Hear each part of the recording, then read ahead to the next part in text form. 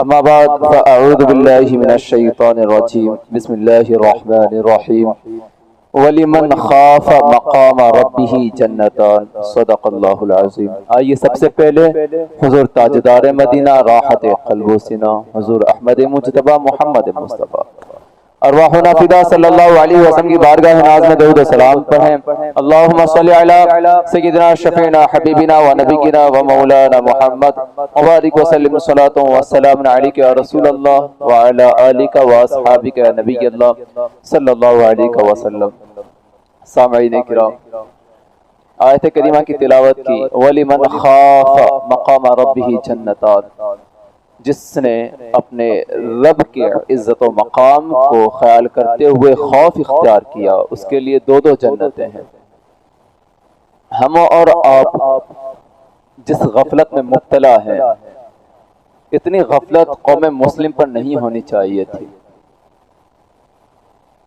بہت زیادہ مگن ہو چکے ہیں دنیا میں ہم لوگ، ہمیں کسی بھی بات کا کوئی لحاظ نہیں ہے، کون سے کام انجام دے رہے ہیں، کیا کر رہے ہیں، کسی بات کا کوئی خیال نہیں ہے۔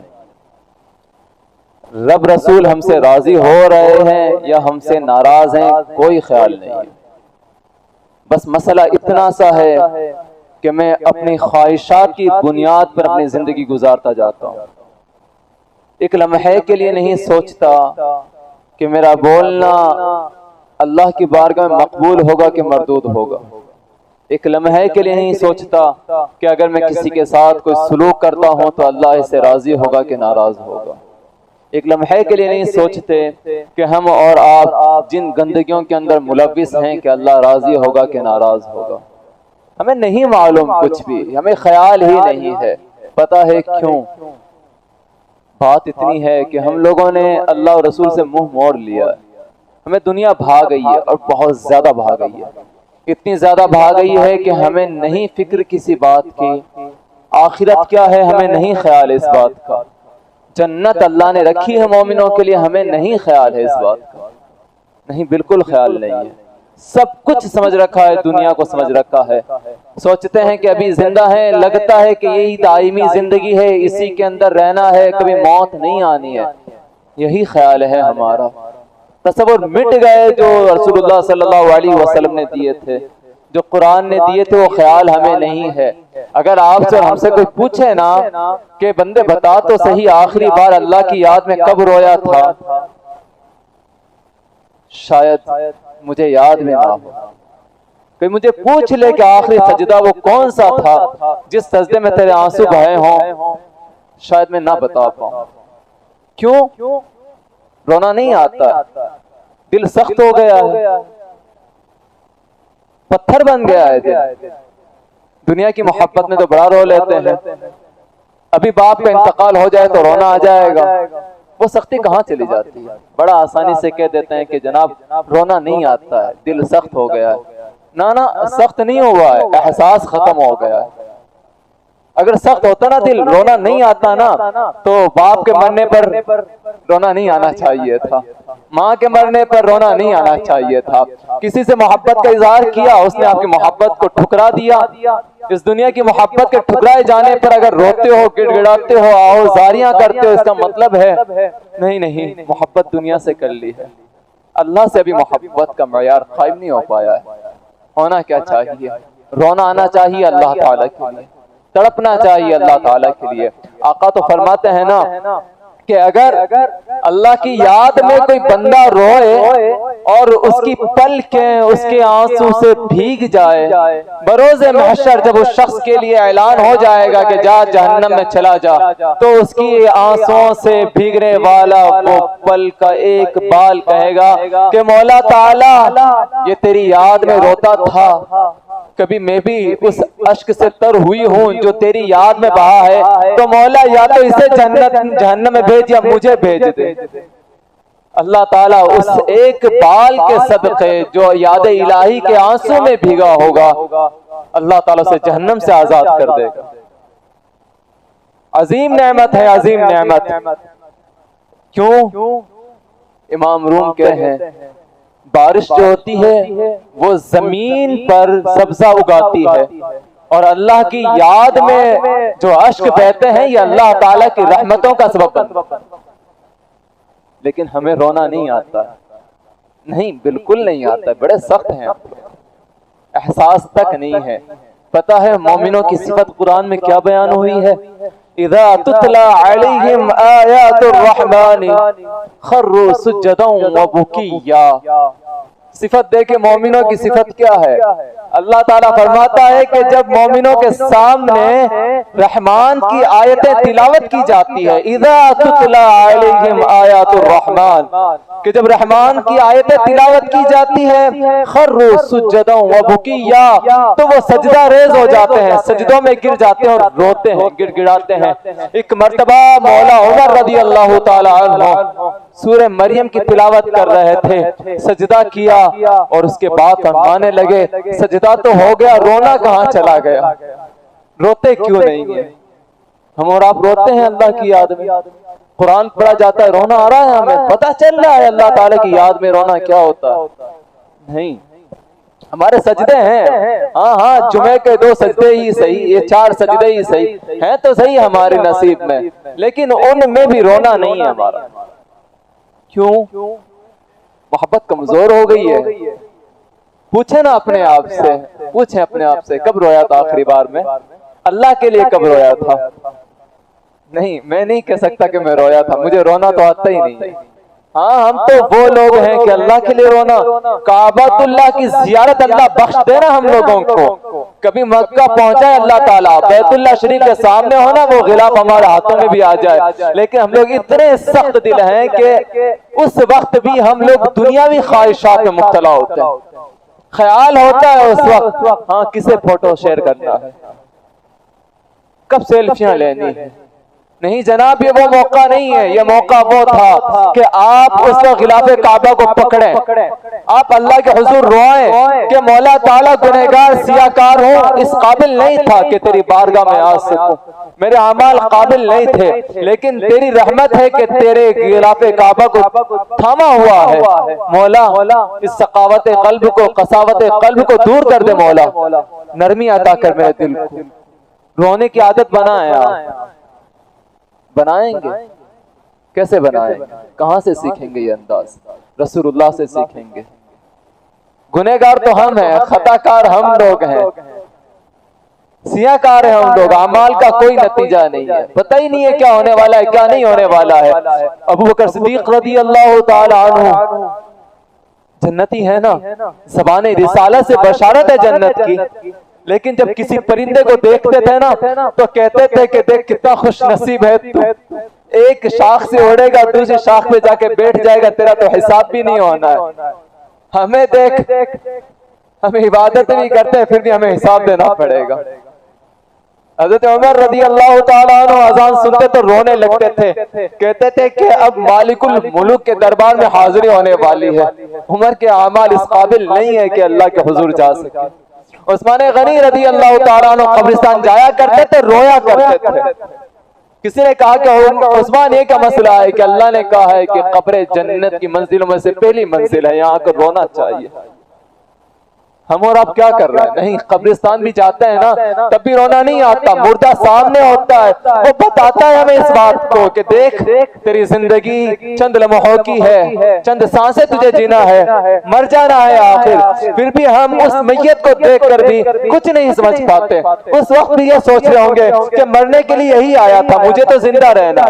ہم مذاق کر رہے ہوتے ہیں، ہنس رہے ہوتے ہیں. جناب یہ جو قبرستان ہوتے ہیں، جو مسجدیں ہوا کرتی ہیں، یہ ہنسنے کے لیے نہیں ہے، یہ رونے کے لیے ہے، اللہ کی یاد کے لیے ہے. کیوں اتنا دل سخت کرتے جاتے ہیں؟ روئیں نا، گڑ گڑائیں نا اللہ کی بارگاہ میں، دل کی سختی کو دور کریں آپ. اور صرف ایک ہی طریقہ ہے، وہ کیا طریقہ ہے؟ اللہ کا ذکر کریں، رسول اللہ کے انداز میں کریں. حدیث پہلے بھی سنائی تھی، پھر سناؤں گا کہ ہم اور آپ گنہگار ہیں، خطا کار ہیں، لیکن ہم اور آپ تو نہیں روتے. بندے اپنے لیے نہیں روتا تو وہ انداز سیکھنا رسول اللہ کا کہ جو معصوم ہے لیکن ہم جیسے گنہگاروں کے لیے رو لیتے ہیں.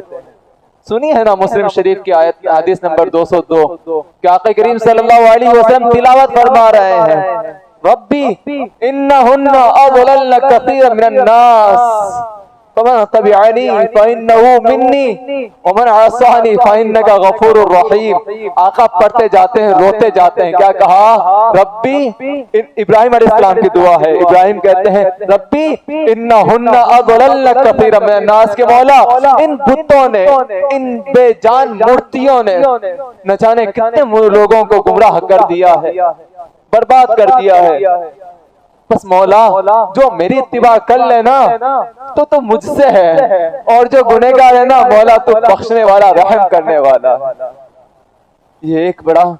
پھر دوسری آیت سامنے آئی، ان تعذبہم فإنہم عبادک وإن تغفر لہم فإنک انت العزیز الحکیم.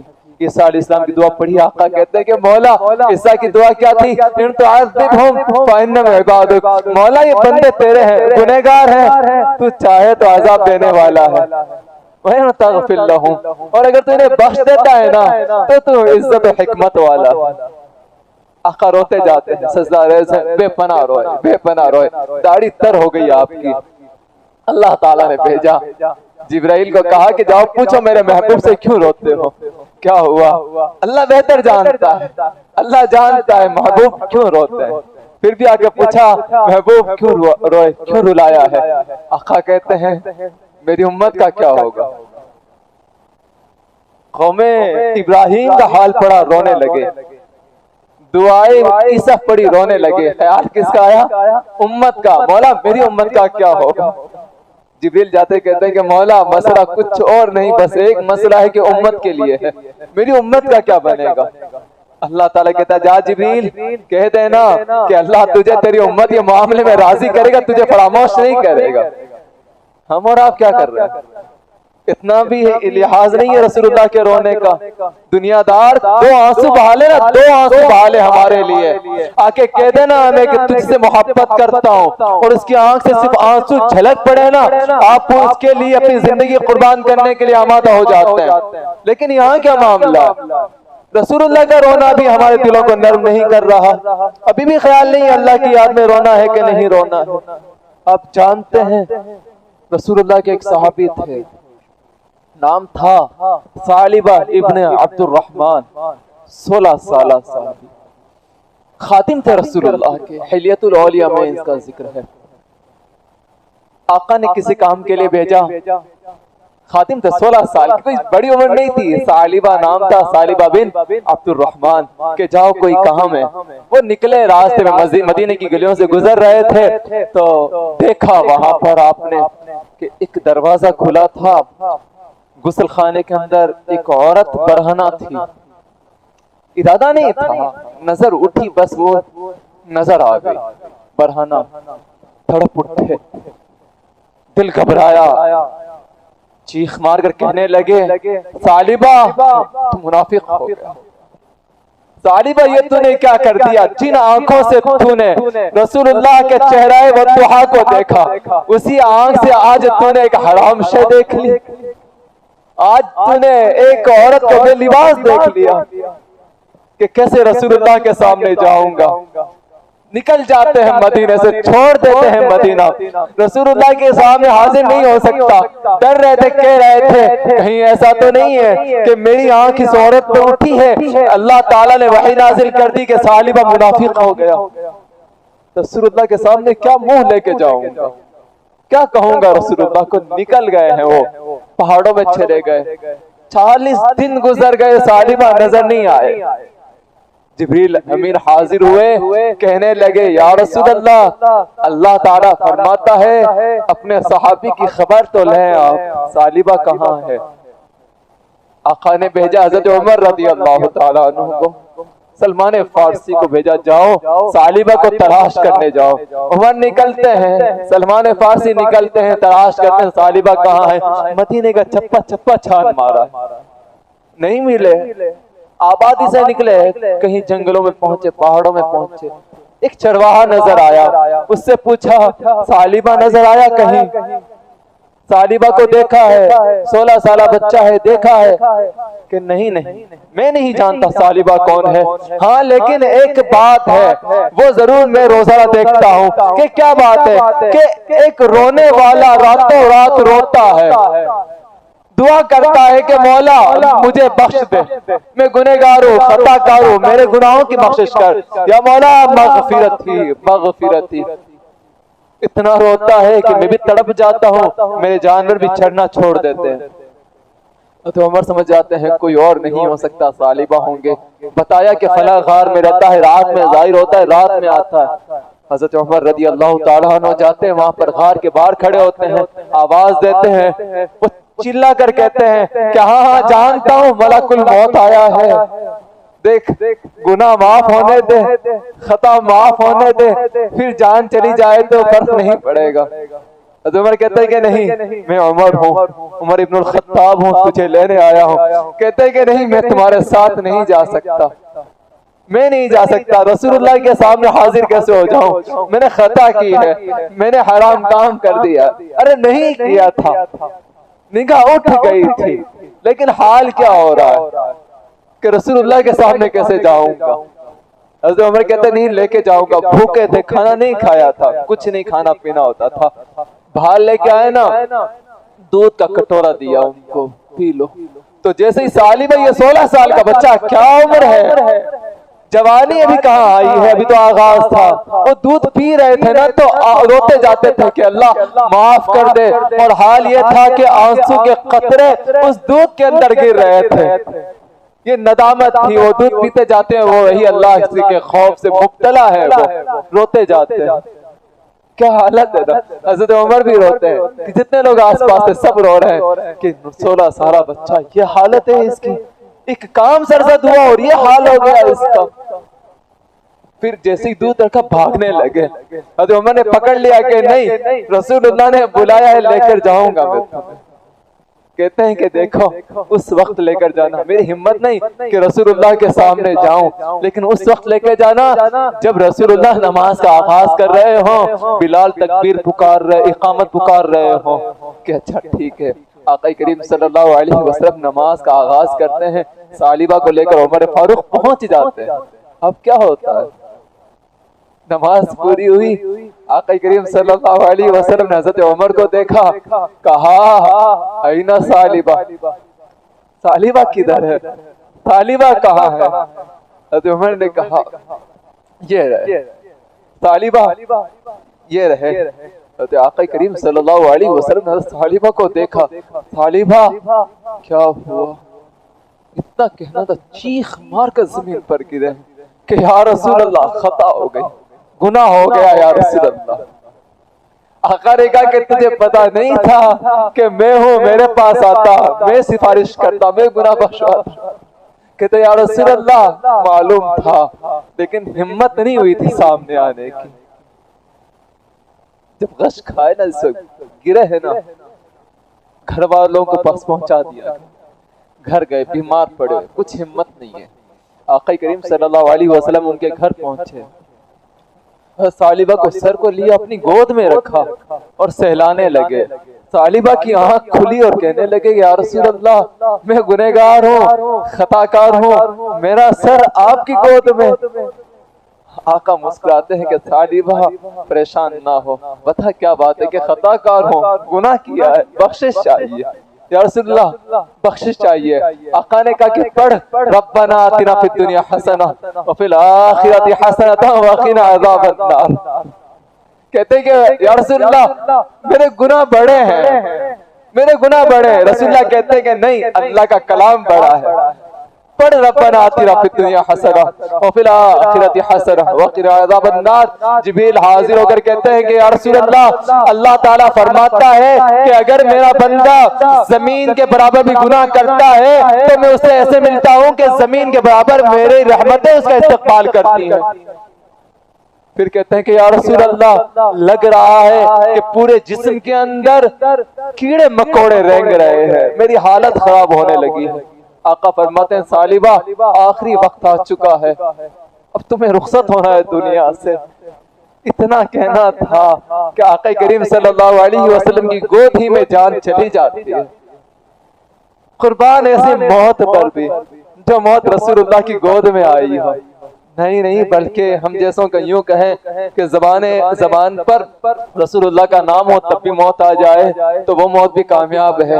آقا کریم صلی اللہ علیہ وسلم نے کہا تدفین کا مسئلہ کرو، کفن دفن کرو۔